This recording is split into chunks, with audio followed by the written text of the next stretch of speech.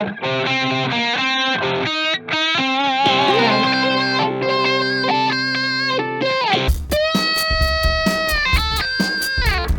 we go. We finally get to the good Star Wars movies.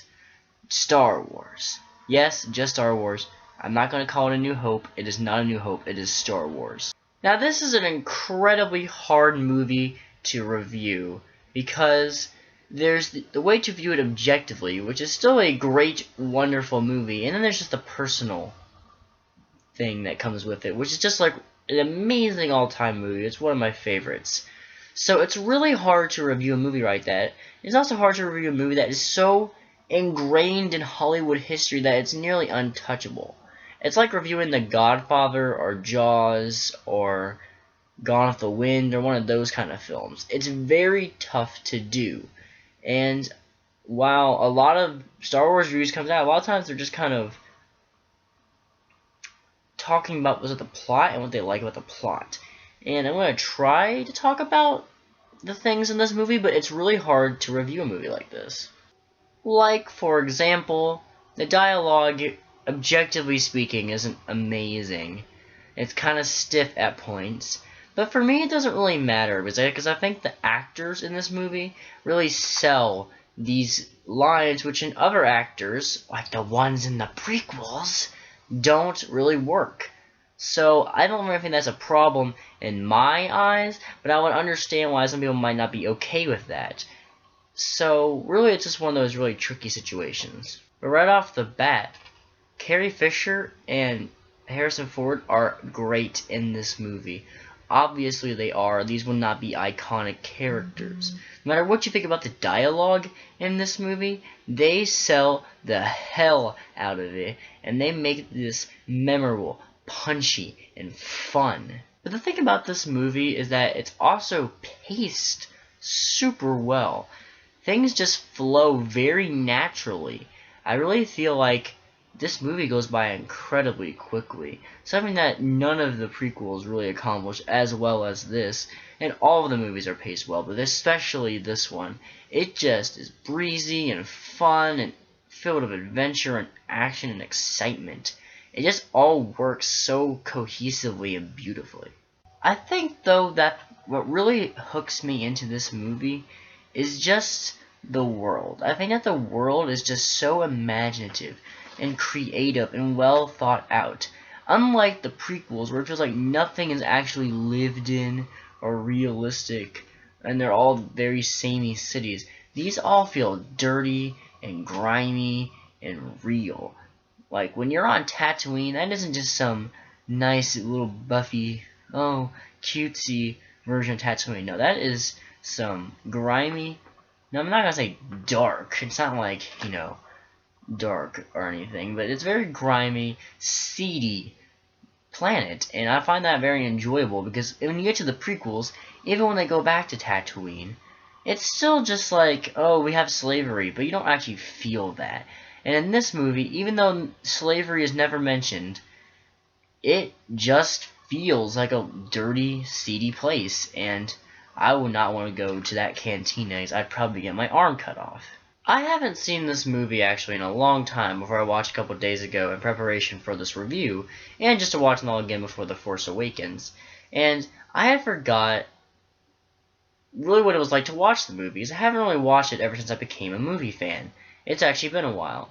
And it was a very interesting experience because it's weird to watch a movie where every single scene pretty much has a famous quote in it, has a famous image in it, has a famous moment in it. It's a very strange thing. Like, you watch movies like The Godfather or Pulp Fiction, and yeah, those have famous lines, but there are parts, that are more obscure, and in this, really nothing is obscure. Pretty much everything is famous, has been parodied, has been referenced, has been seen in a Twitter post, in a Tumblr post, everything. So go back and watch this film. Like I said before, it's a cultural landmark. It's a very hard thing to review. It's like if I tried to review the Washington Monument. It really is just like a part of society, and it's very tough to review. But I think that really, that attest to the staying power of this movie, because I watched it again and I still think this is a fantastic film. And while he'll become a more fleshed out character later in the movies, Darth Vader is still an intimidating presence in this film. There's that amazing scene where the guy's like, "We don't need your old-time religion to do our strategy, blah blah blah," and Darth Vader just chokes him out, and Grand Moff Tarkin is the only one who saves the guy's ass, because Vader was just like, "You're not gonna talk to me like that."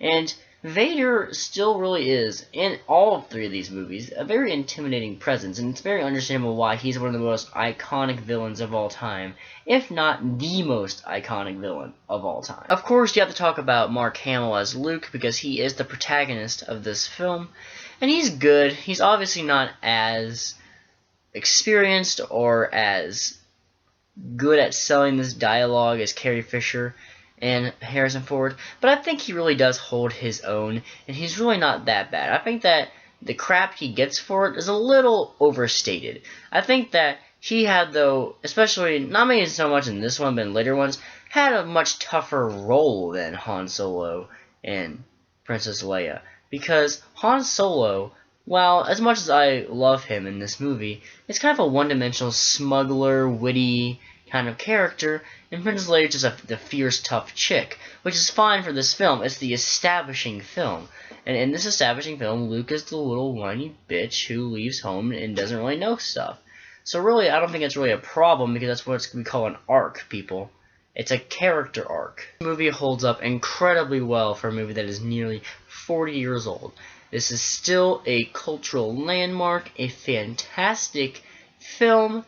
And after a lot of debate, and I thought about this for a long time, because like I said earlier, the debate is how hard is it to grade a cultural landmark, a film that basically I feel like I'm almost obligated to give an A+ to, because it's such an influential movie, it's so highly praised, and I thought with myself for a long time on this, and I really thought maybe I should just give this an A, because occasionally there are some stiff dialogue that doesn't work so much with people like the Stormtroopers. But really, I don't really think I'm going to go with that. I think I really am going to give this an A+. I just think that you have a movie that just works so well and is so creative. A little couple lines of dialogue is not going to make me give this an A instead of an A+. So this is definitely deserving of its grade. Like always, I want to know what you all think. Comment below. What do you think of Star Wars, the original Star Wars? I'm not adding that ending part. I'm not going to do it. So what do you think? And of course, the subscribe button is right down there. Click it and come back soon, because there will be reviews of Empire Strikes Back and Return of the Jedi.